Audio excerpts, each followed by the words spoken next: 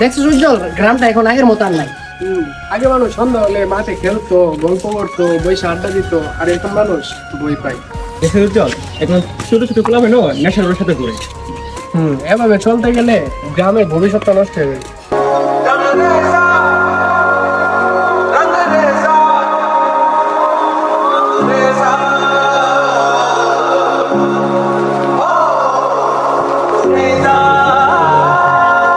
ভাইয়া তা লাইটার হইব?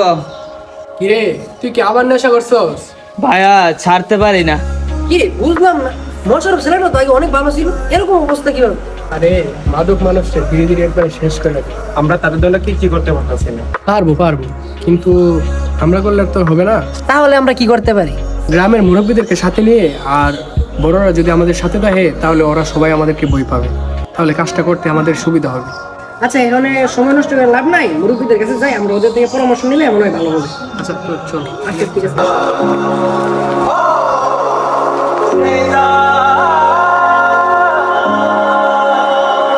আসসালামু আলাইকুম চাচারা। ওয়ালাইকুম আসসালাম। বলো বাবারা, তোমরা কিসের জন্য আসছো? চাচা, আমরা গ্রামের তরুণরা সবাই সিদ্ধান্ত নিয়েছি মাদকের বিরুদ্ধে আমরা লড়বো এবং মাদক বন্ধ করবো। হ্যাঁ, এটা তো তোমরা ভালো সিদ্ধান্ত নিয়েছো। কিন্তু এখনকার ছেলেরা তো মুরব্বীদের কথাই শুনে না। চাচা, আপনারা যদি আমাদের সামনে থাকেন তাহলে গ্রামের তরুণরা আরো সাহস পাবে। কিন্তু ঝামেলা হবে না তো? চুপ থাকলে তো আরো বড় সমস্যা হবে চাচা। চাচারা, আপনারা আমার ছেলেকে বাঁচান। নেশা করতে করতে ঘরের সব কিছু বিক্রি করে ফেলতে। কি বলেন, এত খারাপ অবস্থা আপনার? চাচা, আজ ওদের পরিবার কাঁদতেছে, কালই মনে হতে পারে আমাদের পরিবারে কাঁদতে পারে। মাওলানা সাহেব সবকিছু দেখলেন এবং শুনলেন, এখন আপনি এটা নিয়ে কি বলবেন? মাদক তো শুধু শরীরকে নষ্ট করে না, মাদক পুরো ইমানটাকে নষ্ট করে। চাচা, আমি দেখেছি আমাদের গ্রামের প্রবাসী ভাইয়েরা ফেসবুকের মাধ্যমে অনেক প্রতিবাদ জানাচ্ছে, কিন্তু আমরা লজ্জিত। আমরা গ্রামে থেকেও আমাদের গ্রামের জন্য কিচ্ছু করতে পারতেছি না। আমরা গ্রামের সবাই আজকে থেকে একত্রিত হয়ে আমরা মাদকের বিরুদ্ধে কাজ করব। ইমাম সাহেব, আপনি ভালো কথা বলেছেন।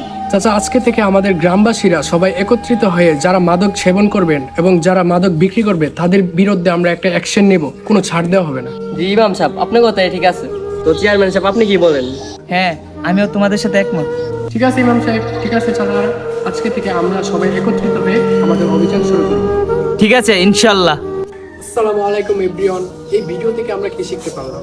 যদি গ্রাম থেকে মাদক ছাড়তে চান তাহলে তরুণ থেকে মুরব্বীরা এক হতে হবে। যদি এক হয়ে কাজ করেন, যে কোনো গ্রাম থেকে আমরা মাদক ছাড়াতে পারবো। সেই গ্রাম নিয়ে আজকে থেকে উদ্যোগ নিন, গ্রামকে মাদক ছাড়া করবেন এবং সুস্থ সমাজ করবেন। চলো যাই যুদ্ধে মাদকের বিরুদ্ধে। এগিয়ে যাক যুব সমাজ, এগিয়ে যাক আগামী প্রজন্ম। চলো যাই যুদ্ধে মাদকের বিরুদ্ধে।